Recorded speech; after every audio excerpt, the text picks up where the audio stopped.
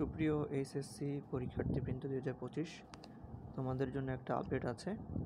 সেটা হচ্ছে যে সমস্ত পরীক্ষাগুলো স্থগিত হয়েছে সেগুলোর রুটিন প্রকাশ করা হয়েছে। আবার এখানে দেখতে পাচ্ছ তোমরা, বিশেষ করে পদার্থবিজ্ঞান প্রথম পত্র, হিসাব বিজ্ঞান প্রথম পত্র, যুক্তিবিদ্যা প্রথম পত্র, এই সমস্ত পরীক্ষাগুলো হওয়ার কথা ছিল গত 10/7/2025 বৃহস্পতিবার, কিন্তু সেটার বর্তমান যে পরিবর্তিত তারিখ সেটা হচ্ছে 12/8/2025 মঙ্গলবার, এবং এটা শুধুমাত্র কুমিল্লা শিক্ষা বোর্ডের জন্য প্রযোজ্য হবে।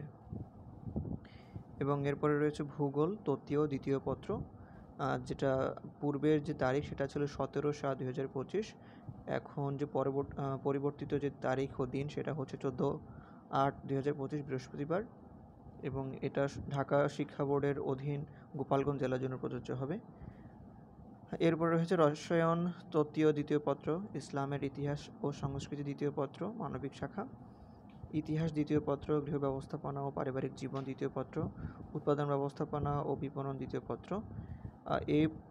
এইগুলো হওয়ার কথা ছিল গত 22/7/2025 মঙ্গলবার, কিন্তু এখন হবে 17/8/2025 রবিবার। আমি আবারও বলছি, 17/8 রবিবার 2025 সাল, এবং এটা কিন্তু সকল শিক্ষা বোর্ডের জন্য প্রযোজ্য হবে।